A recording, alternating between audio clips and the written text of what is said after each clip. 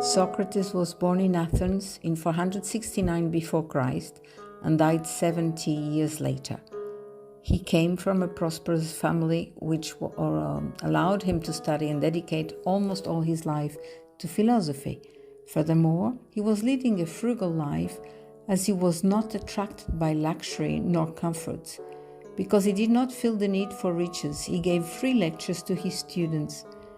Socrates condemned the growing ambition for power and riches of the Athenians.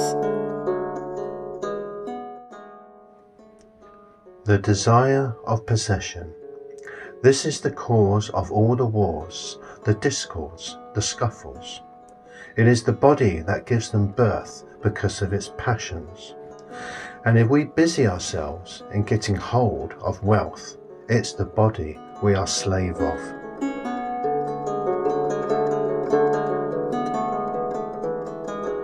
A life without the research of truth and virtue is not worthy to be lived. I go around trying to convince you, young and old, that you should not take care neither of the riches nor anything else, if not your soul, in a way that he becomes as good as possible.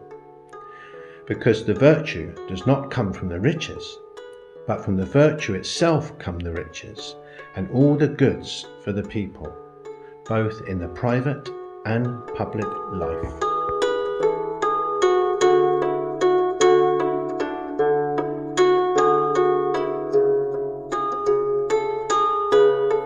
Socrates wanted to lead the attention of Athenians to spirituality in order that they may lead a more moral and virtuous life. But not everybody appreciated his teachings, and some of them accused him of corrupting the younglings, not recognizing the deities recognized by the collectivity, believing in demons and practicing an unknown religious cult. He was arrested, put on trial, and found guilty of corrupting the minds of the youth of Athens, and was condemned to death. He refused the help of his friends who wanted him to escape. He always stated that it was important to respect the laws and did not want to be hypocritical. And a few days after his death, the Athenians repented for their impetuous deed and in sign of grief closed schools and theaters and condemned his accusers.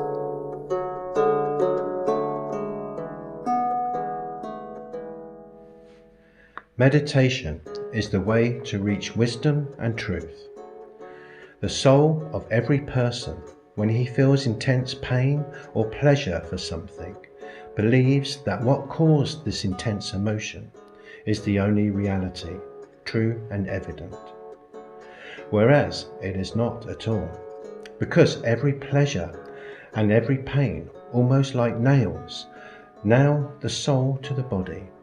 They bind the soul to the body in a way that the soul becomes corporeal, till you believe true the things that the body consider true.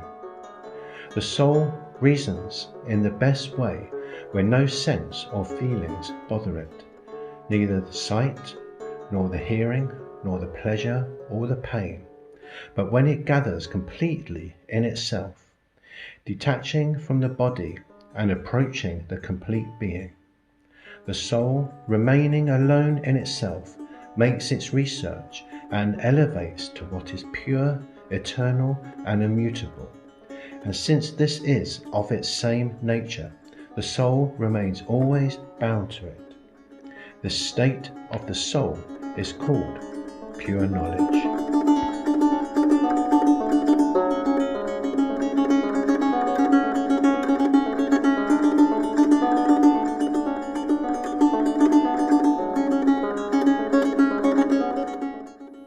Socrates did not use miracles to induce his students to trust him, but dialectics.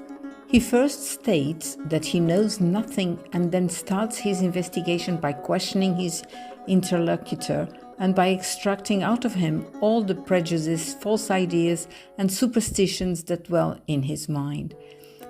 After delivering his mind from its burden, Socrates can bring to light the truth from inside by raising his interlocutor to a higher state of awareness so that he can witness the absolute truth by himself. He argues that if the soul were not eternal, many things should result inexplicable. For example, he says that knowing is just remembering.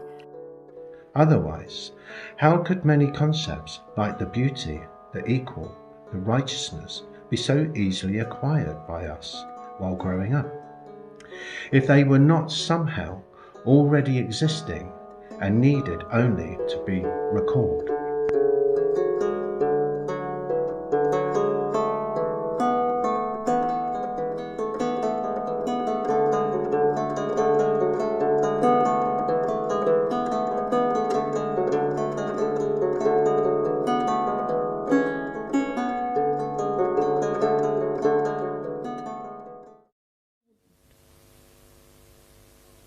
So insular. We are all insular, everywhere. Whether it's Indian, whether it's English, whether it's American. We are very insular people, self-opinionated. We are not global. Unless and until we become global, problems of the world cannot be solved. It is happening everywhere.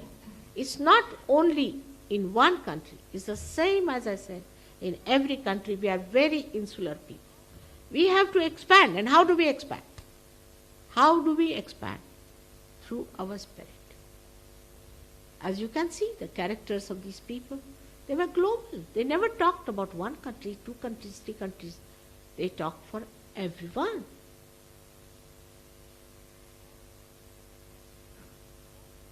This is the third big mistake which all the countries are doing, and they are fighting for what? Why are they all fighting? Why are they having wars? God did not create wars, did he?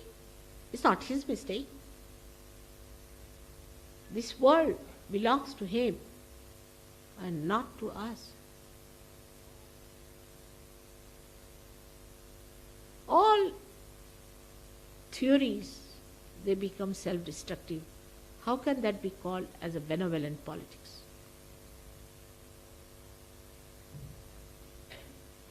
In Sahajayoga, you will have the politics of Socrates.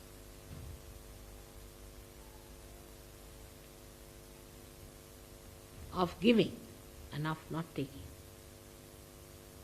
But we have to have that raised into that personality, that global personality. Can I do it alone? You all have to help me.